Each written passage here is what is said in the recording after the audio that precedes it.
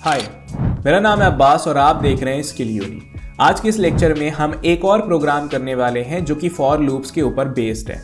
वो प्रोग्राम होगा perfect number का। एक नंबर परफेक्ट तब कहलाता है जब उसके सारे फैक्टर्स का सम उस नंबर को छोड़ करके उसके सारे फैक्टर्स का सम उस नंबर के बराबर आ जाए। तो इस प्रोग्राम को हम कैसे टैकल करने वाले हैं वो इस लेक्चर के अंदर हम देखेंगे। सबसे पहले हम एक रफ लॉजिक बनाएंगे, उसके बाद कोड करेंगे एंड इन दी एंड हम एक ड्राई रन करेंगे जिससे हमको फॉर लूप की वर्किंग, प्रोग्राम की वर्किंग, सारी चीज़ें अच्छे से क्लियर हो सकेंगी। तो बिना किसी देरी के शुरू करते हैं आज का ये लेक्चर। तो आज हम एक और प्रोग्राम करने वाले हैं फॉर लूप्स के ऊपर, जो प्रोग्राम है परफेक्ट नंबर के बारे में। प्रोग्राम क्या कहता है मैं थोड़ा सा समझा देता हूं। प्रोग्राम कहता है कि write a program in Java to classify a number as perfect और नॉट परफेक्ट। मतलब ये कि हमें इनपुट में एक नंबर दिया जाएगा, हमको ये बताना है कि वो नंबर परफेक्ट नंबर है या फिर परफेक्ट नंबर नहीं। अब आप सोच रहे होंगे कि ये कौन सा नंबर है जो परफेक्ट होता है।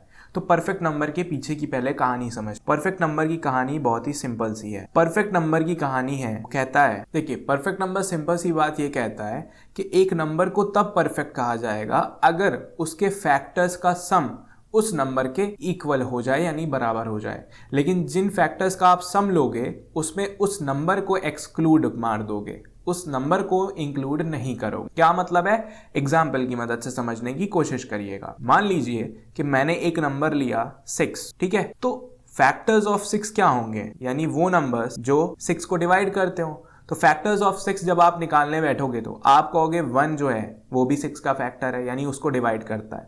आप कहोगे 2 जो है वो भी 6 को डिवाइड कर लेगा। फिर आप कहोगे 3 जो है वो भी 6 को डिवाइड कर लेगा। फिर आप कहोगे 4 6 को डिवाइड नहीं कर पाता, 5 6 को डिवाइड नहीं कर पाता।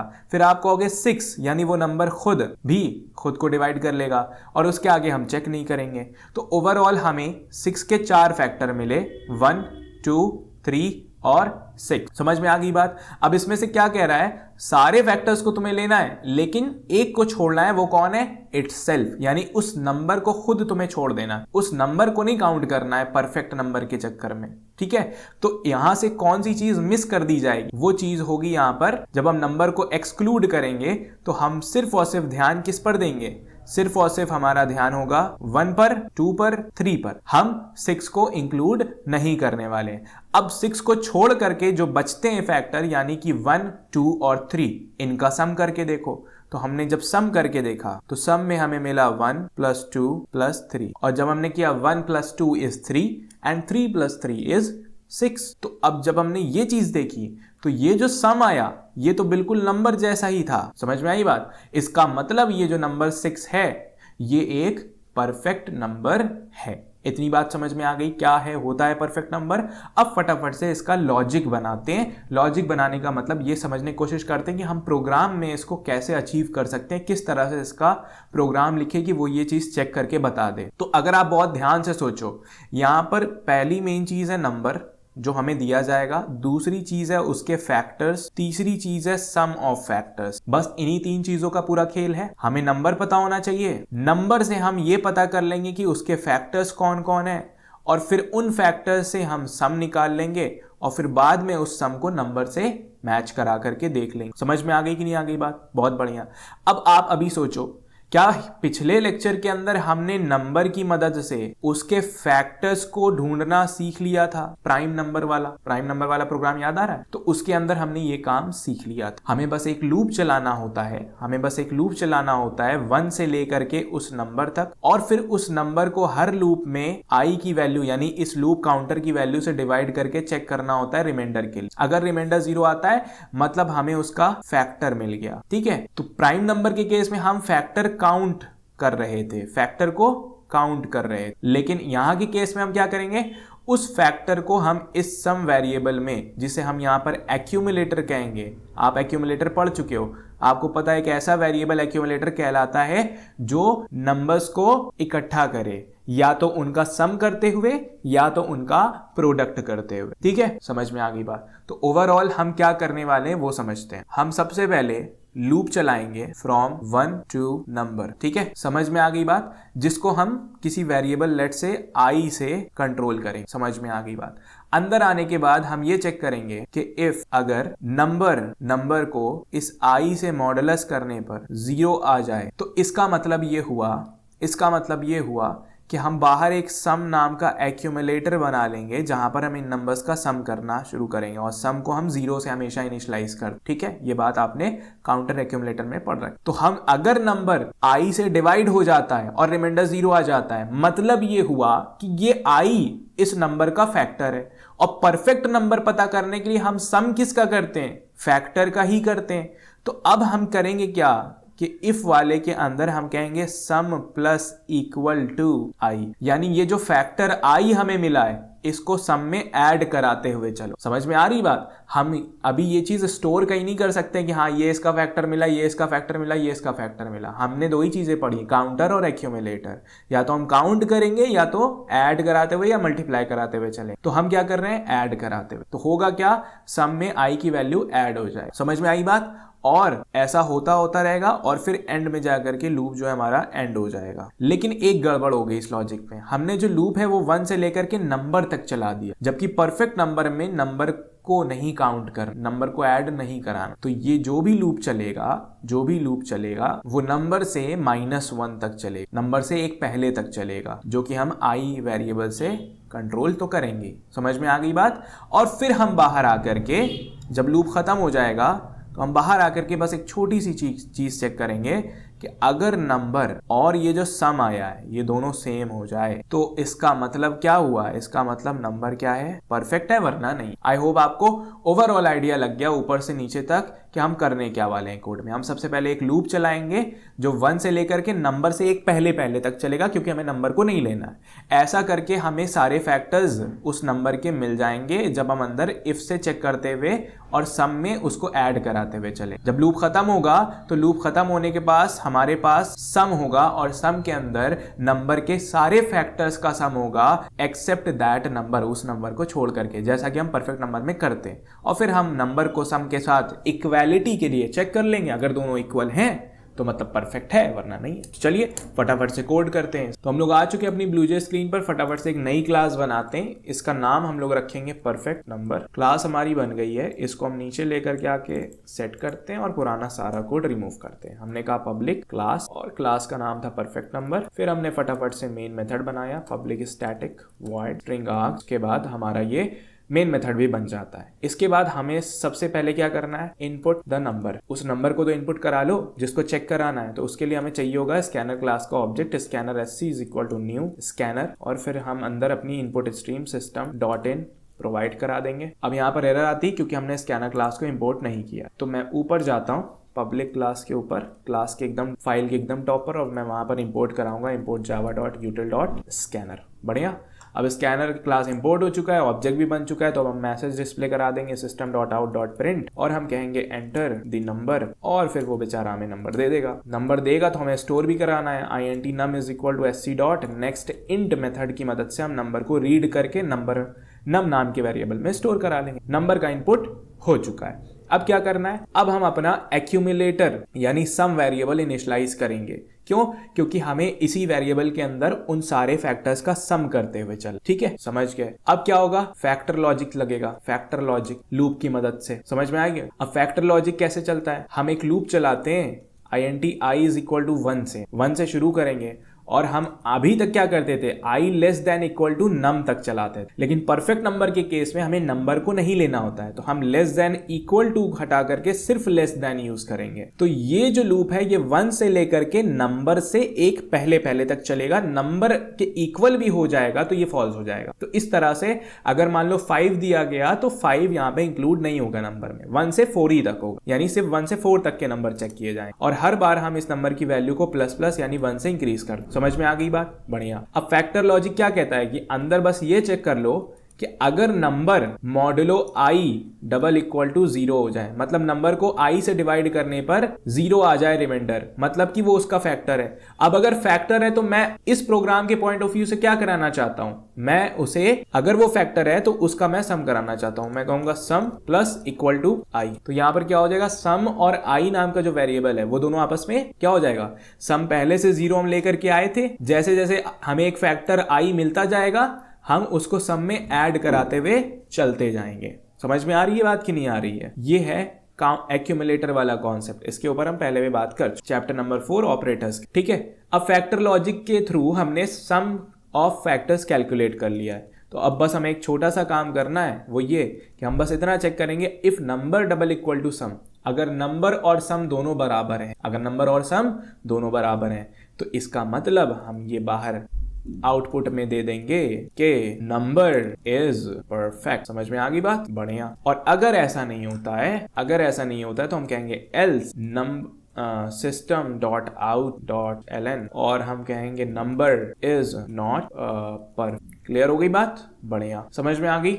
यहां पर हमने ये क्या किया, ये हमने बस परफेक्ट के लिए, परफेक्ट नंबर होने के लिए एक चेक लगाया। परफेक्ट नंबर का चेक क्या होता है कि अगर नंबर उसके फैक्टर्स के सम के बराबर आ जाए तो फिर वो परफेक्ट नंबर कहलाएगा। बस उस फैक्टर्स में आपको नंबर को नहीं ऐड करना होता है, ये ध्यान रखिएगा। इसलिए मैंने यहां पर लूप को i less than equal to m तक नहीं, नंबर तक नहीं चलाया, i लेस देन नंबर तक चलाया, नंबर से एक पहले तक। इतनी बात समझ में आ गई। और फिर हम इन दी एंड जाकर के अपना स्कैनर क्लास क्लोज कर देते हैं ऑब्जेक्ट, ताकि फालतू की मेमोरी ना यूज। समझ में आ गई बात? बढ़िया। तो हमने क्या किया, इनपुट लिया नंबर का, एक काउंटर वेरिएबल हमने एक एक्यूमुलेटर वेरिएबल हमने यहाँ पर डिफाइन किया जिसका नाम था सम, जिसको हमने इनिशियलाइज किया 0 से। सम हमेशा 0 से इनिशियलाइज किया जाता है और प्रोडक्ट हमेशा 1 से इनिशियलाइज किया जाता है। ये बातें हम जानते हैं पहले से।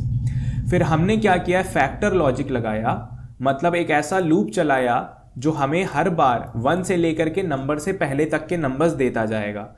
और अंदर हम हर बार क्या करेंगे, नंबर को उन नंबर से डिवाइड करके ये चेक करेंगे क्या वो उसके फैक्टर हैं। अगर वो उसके फैक्टर हैं तो फिर वो जाकर के सम में ऐड हो जाते हैं। इस तरह से जब ये लूप एंड होगा तो हमें सम के अंदर वो सारे फैक्टर्स का सम मिल चुका होगा जो उस नंबर के फैक्टर होंगे, लेकिन वो नंबर नहीं होंगे क्योंकि हमने उसको तो लगाया नहीं, लेस देन नम तक किया, less than equal to num तक नहीं किया।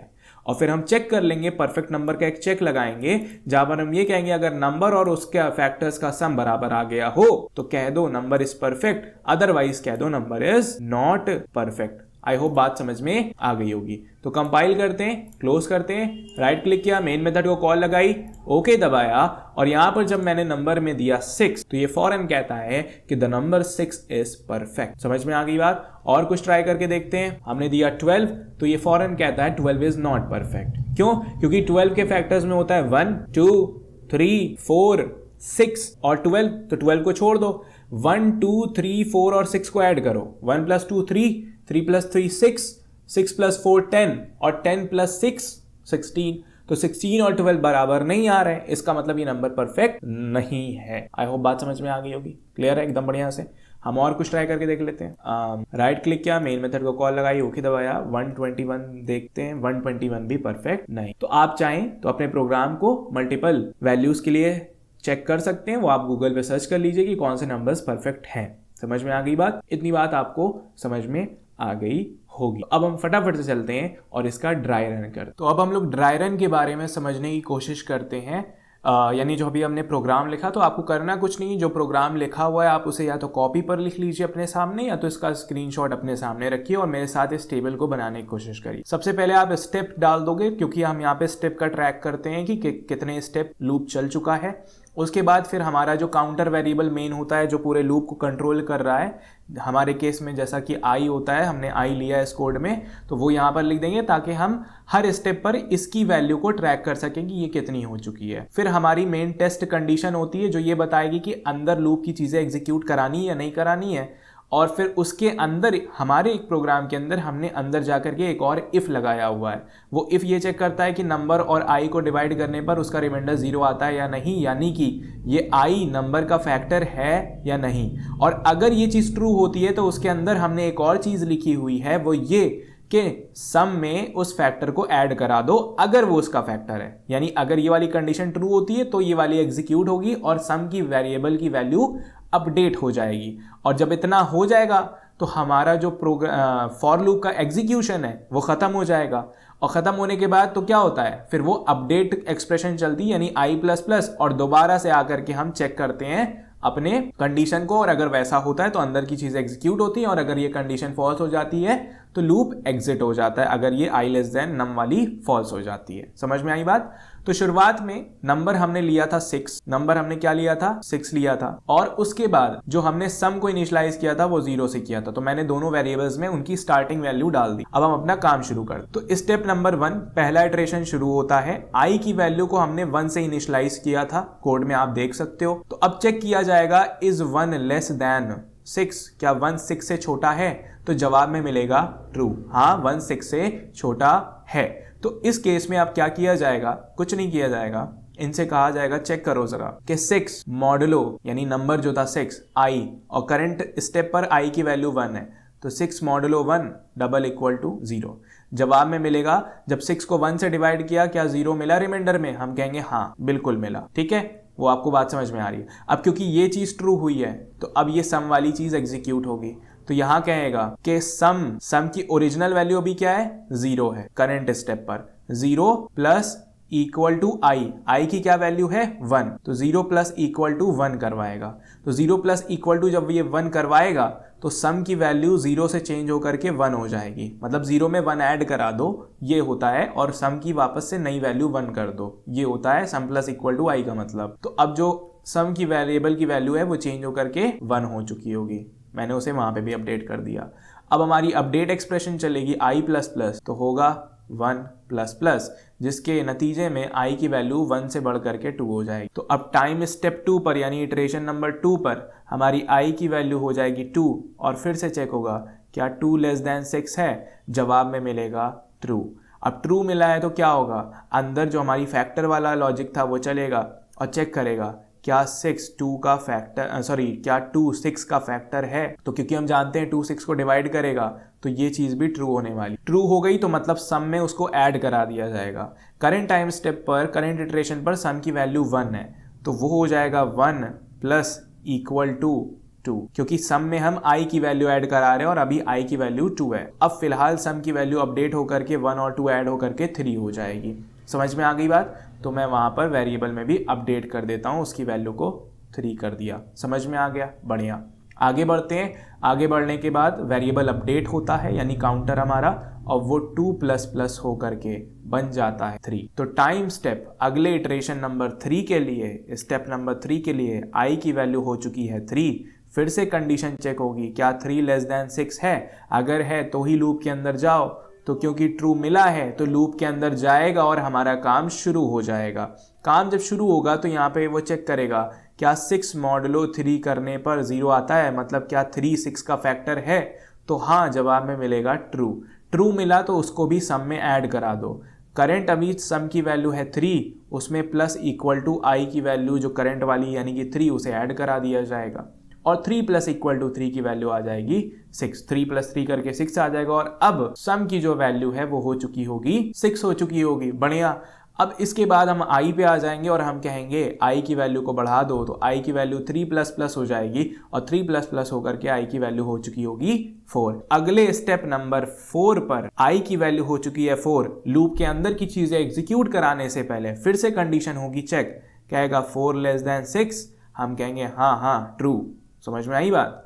तो ट्रू हो गया, अंदर आएगा। अब ये वाली कंडीशन चेक करेगा कि क्या 4 6 का फैक्टर है, यानी 6 मॉडुलो 4 डबल इक्वल टू 0। तो हम जानते हैं 4 6 को डिवाइड नहीं कर पाएगा, तो यहाँ पर क्या मिला हमें? फॉल्स। अब ये फॉल्स मिला तो सम में जो आई ऐड हो रहा था वो हो जाएगा स्किप, यानी 4 जो है वो सम में ऐड नहीं होगा। क्यों? क्योंकि वो उसका फैक्टर नहीं है, क्यों ही ऐड हो। समझ में आई बात? और आई की वैल्यू अपडेट करा दी जाएगी, तो वो हो जाएगा 4 प्लस प्लस, और वो हो करके 5। समझ में आ गया? बढ़िया। आगे बढ़ते हैं। आगे बढ़ने के बाद स्टेप नंबर 5 पर आते हैं। आई की वैल्यू हो चुकी है 5। फिर से लूप के अंदर जाने से पहले चेक किया जाएगा 5 लेस देन 6, क्या 5 6 से छोटा है? जवाब में मिलेगा हाँ है, तो अंदर आएगा, फिर से चेक करेगा क्या 5 6 का फैक्टर है, यानी 6 मॉडुलो 5 डबल इक्वल टू 0, तो जवाब में मिलेगा फॉल्स, 5 6 का फैक्टर नहीं है। जब ये फॉल्स हुआ तो मतलब ये भी सम में ऐड नहीं कराया जाएगा, तो मतलब सम की वैल्यू अभी तक जो 6 थी वो 6 की 6 ही रहेगी। फिर हमारा काउंटर वेरिएबल अपडेट होगा और ये हो जाएगा 5 प्लस प्लस, और इसकी वैल्यू 5 से चेंज होकर के हो जाएगी 6। स्टेप नंबर 6 पर आते हैं, i की वैल्यू हो जाती है 6 और फिर से लूप के अंदर जाने से पहले कंडीशन चेक होती है, इज 6 लेस देन 6, यानी क्या 6 6 से छोटा है, तो जवाब में हमें मिलता है, जवाब में हमें क्या मिलता है, 6 6 से छोटा नहीं उसके बराबर है, तो ये मिला फॉल्स। अब ये फॉल्स हुआ तो अंदर का इफ भी नहीं एग्जीक्यूट किया, अंदर का सम भी नहीं एग्जीक्यूट किया, और क्योंकि लूप की टेस्ट कंडीशन फॉल्स हुई है तो अब तो अपडेट भी नहीं होगा और लूप यहीं पर हमारा एंड हो जाएगा। ऐसा करते करते अब आपको यहां पे साफ साफ दिख रहा है कि नंबर की वैल्यू हमने ओरिजिनली 6 ली थी और पूरा ड्राई रन कराने के बाद फाइनली सम की वैल्यू भी क्या मिलती है, 6, और क्योंकि नंबर और सम की वैल्यू सेम है which means 6 is a perfect number. अब आई होप आपको समझ में आ गया कि वो लॉजिक काम कैसे कर रहा था। तो इसी के साथ ये लेक्चर यहां पर एंड करते हैं, मिलते हैं नेक्स्ट लेक्चर के अंदर। आगे आने वाले लेक्चर्स के अंदर हम और प्रोग्राम करने वाले। So that is it for today, मिलते हैं नेक्स्ट लेक्चर के अंदर।